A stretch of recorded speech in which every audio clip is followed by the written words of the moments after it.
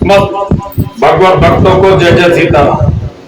मैं पंडित अतुल तिवारी आप सभी भगवत भक्तों का भक्त भक्त स्पिरिचुअल पर यूट्यूब चैनल पर स्वागत करता हूँ। आपसे निवेदन है चैनल को सब्सक्राइब करें, लाइक करें, कमेंट करें, जिससे भगवान श्री राम जी की कथाएं सुचारू रूप से प्राप्त होती रहे और हमारा उत्साहवर्धन होता रहे। पिछली कथा में श्री गोस्वामी जी ने श्री शत्रुघ्न जी के चरणों की वंदना की थी। कहा था रिपुसूदन पद कमल नमामि सूर सुशील भरत अनुगामी।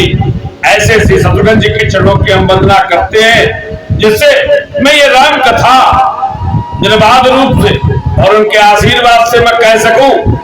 इसके उपरांत गोस्वामी जी कहते हैं महावीर बिनबहु हनुमाना और राम जासु जस आप बखाना। कहते हैं मैं महावीर हनुमान जी के चरणों की वंदना करता हूं। ऐसे हनुमान जी जिनके यश का बखान कोई और ने नहीं, स्वयं श्री राम जी ने अपने मुख से किया है। महावीर बिनमो हनुमाना राम जासु जस आप बखाना। कहते हैं गोस्वामी जी अगले दोहे में प्रणमो पवन कुमार खल बन पावक ज्ञान घन जासु हृदय आगार बसह राम सर चाप उधर।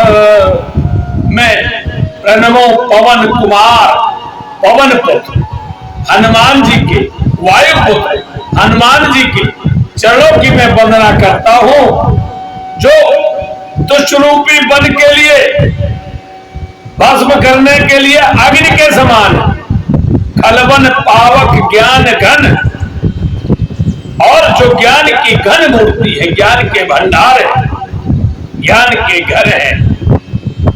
देख बुद्ध बल निपुण कप कहो जानकी जाओ। जानकी जी को भी जब पता चला ये हनुमान जी साधारण वानर में नहीं है, तो कहा देख बुद्ध बल निपुण कप, बुद्धि और बल में निपुण है, कहे हो जानकी जाओ और रघुपत चरण हृदय धर तात मधुर फल खाओ। तो ऐसे हनुमान जी के चरणों की मैं वंदना करता हूं, जासु हृदय आगार बसह राम सर चाप उधर। यद्यप जानकी जी ने कहा था रघुपत चरण हृदय धर तात मधुर फल खाओ। देखो माता शिक्षा देती है, और हनुमान जी कैसे पुत्र हैं जो माता के वचनों को ऐसे ही सिरोधार नहीं करते, अक्षरशः नहीं उससे भी अधिक स्वीकार करते हैं। उन्होंने कहा था भगवान के चरणों को अपने हृदय में रखो। गोस्वामी जी यहाँ पर कहते हैं कि बसय राम सर चापधर। हनुमान जी ने पूरे राम जी को ऐसे ही नहीं धनुष बाण सहित अपने हृदय में बैठा लिया, केवल चरणों को ही नहीं। ये हनुमान जी है ना, माता की शिक्षा को भी बड़े उत्साह से मानते, जो माता कहती है उससे कुछ अधिक करते। एक प्रसंग है कि माता जब सिंदूर लगा रही होती तो हनुमान जी पूछते मां सिंदूर क्यों लगा रही हो, तो माता बताती है हंस के, इससे प्रभु प्रसन्न हो जाते। तो ये माता की शिक्षा थी, हनुमान जी उससे अधिक मानते। हनुमान जी पूरे शरीर में सिंदूर पोत लेते हैं। हमारे गुरुदेव बड़ा सुंदर पद कहते हैं, वो बड़ा सुंदर पद लिखते हुए कहते कि कारण मातु कहो मोहिते। हनुमान जी जाते हैं राजमहल में, माता जानकी जी सिंदूर लगा रही होती, पूछते हैं हे माँ ये आप लाल लाल सिंदूर यहाँ पर क्यों लगाती है माथे पर? के कारण मात कहो मोहते, तुम सेंदुर बिंदो सुभाल दियो, तब सिय कहो ये साच सजे, अपने प्रभु को हर साथ हियो।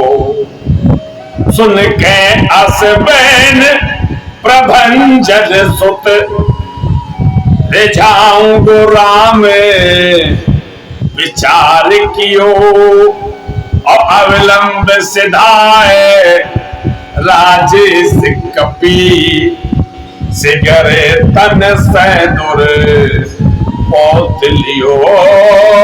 अविलंब सिधाए राजेश कपी, सिगरे तन सेंदुर पोत लियो। हमारे गुरुदेव जी बड़ा सुंदर यह पद गाते थे, कहते थे हनुमान जी ने पूरे शरीर में इस सिंदूर पोत लिया कि अगर इससे सिंदूर, इतने सिंदूर से भगवान रीझ जाते हैं तो मैं भगवान को और अधिक मनाऊंगा, मैं तो पूरे शरीर में ही पोत कर जाऊंगा, तो क्यों नहीं भगवान प्रसन्न होंगे। ऐसे हनुमान जी के चरणों की वंदना यहाँ पर गोस्वामी जी कहते हैं, प्रणमो पवन कुमार खलबन पावक ज्ञान घन, चाप से हृदय आगार बसे राम संचापद। तो राम जी तो उनके हृदय में धनुष बाण लिए धार रहते हैं, परंतु खल जो दुष्ट रूपी बन के अग्नि कैसे है, लंका जलाई थी, वह दुष्ट रूपी बनी तो था।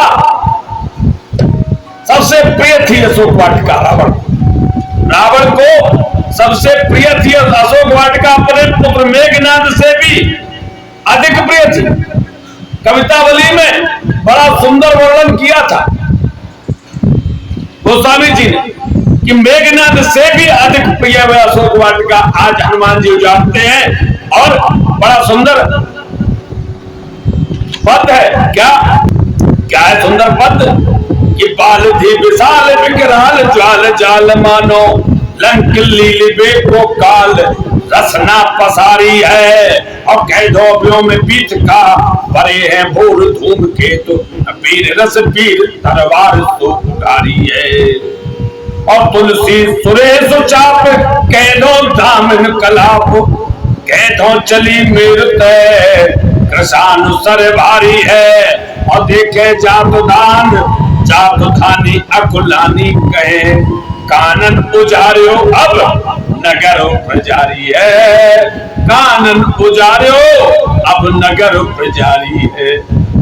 राक्षस राक्षसनियां कहती है कि देखो पहले तो अशोक वाटिका उजाड़ दी, वन उजाड़ दिया, अब ये नगर को जला रहा, और ये आग कैसे लगाई, अभी जब सुंदर कांड में पहुंचेंगे तो आपको सुंदर वर्णन सुनाएंगे। और एक और पद कवितावली से ही गोस्वामी जी लिखते हैं कि जब हनुमान जी ने लंका जलाई तो वहां की स्थिति क्या हुई।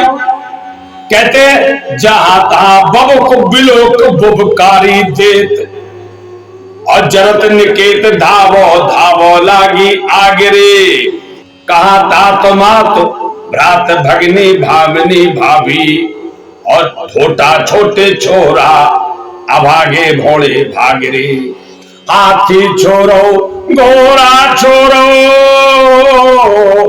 महेश वृषभ छोरो, छेरी छोरो सोवे सो जगावो जाग जागरे, और तुलसी बिलोक अकुलानी जात धानी कहे, बार बार कहो पिए कप सोन लाग रे, बार बार कहो पिए कप सोन लाग रे। मंदोदरी कहती है हे प्राणनाथ, हमने तुमसे बार बार कहा था इस वानर के मुंह मत लगो, इस वानर के मुंह मत लगो। और देखिए यह रावण हनुमान जी को वानर समझता है, और हनुमान जी ने समझाने का बहुत प्रयास किया, क्योंकि रावण कहता है कि तुम्हारे जो दल में है ना कोई योद्धा तो है ही नहीं, तो प्रभु नार विरह बलहीना, अनुज तास दुख दुखी मलीना। तुम्हारा जो स्वामी राम है वह तो नारी के विरह में बलहीन हो चुका है, और उसके दुख में उसका छोटा भाई बलहीन हो चुका है।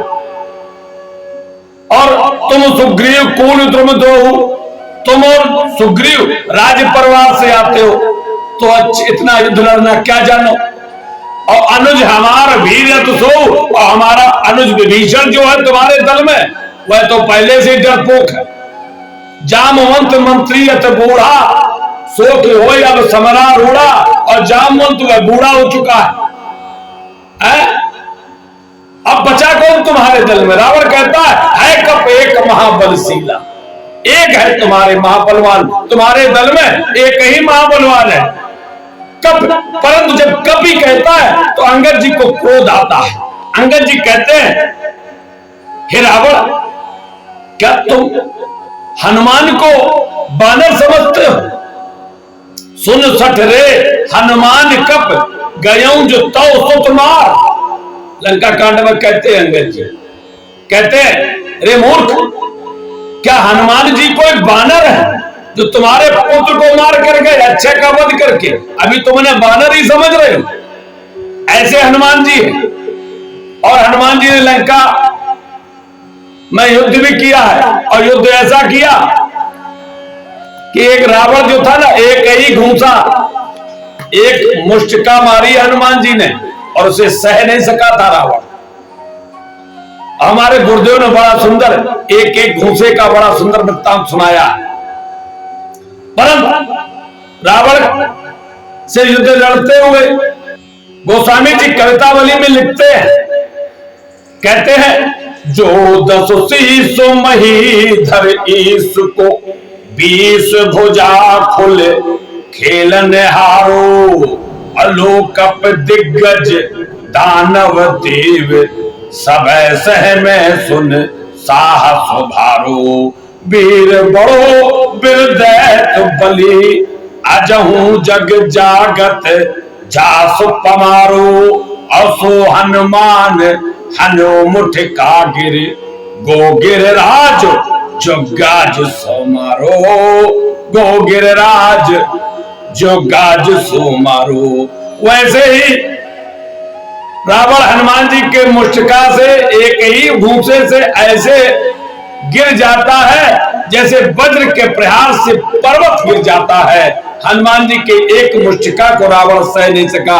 ऐसे महान बलवान, बल बुद्धि के निधान हनुमान जी अतुलित बलधामम हेम शैलावदेहम धनुजुवन कृशानुम ज्ञान नाम अग्रगण्यम सकल गुण निधानम वानरा नाम धीशम रघुपत प्रिय भक्तजम वात जातम नमामि। ऐसे हनुमान जी महाराज के चरणों की वंदना हम करते हैं। गोस्वामी जी ऐसी भावना करते हैं कि हनुमान जी जब वाणी में विराजमान होंगे, हनुमान जी की जब कृपा होगी तभी राम कृपा से राम कथा हो पाती है, क्योंकि हनुमान जी के बिना राम जी नहीं मिलते। राम जी मिले ना हनुमान के बिना, है ना? तो हनुमान जी की कृपा होती तब राम जी की कृपा होती और तब राम कथा होती है। इसलिए यहाँ पर भी जो राम कथा हो रही, ये हनुमान जी की कृपा हुई तब राम जी की कृपा हुई, और अब राम कथा हो रही है। और जो लोग कथा सुनते हैं उन पर भी पहले हनुमान जी की कृपा हुई, फिर राम जी की कृपा हुई, और फिर वे राम कथा सुनने के अधिकारी हुए, क्योंकि राम कथा के ते अधिकारी जिनके सत्संगत अत प्यार, जिन्हें सत्संग प्रिय है, संतों का संग प्रिय है। देखो साथ और संग में भेद होता है। साथ देह से होता है, संग मन से होता है। तो जिनको संतों का संग प्रिय है वही श्रेष्ठ होता है। साथ तो देह का हो जाता, किसी का भी हो सकता साथ, पर संग तो मन का ही होता है। और इसी भावना के साथ हम कथा को विराम देते हैं, हनुमान जी के चरणों में वंदना करते हुए। जय जय सीताराम।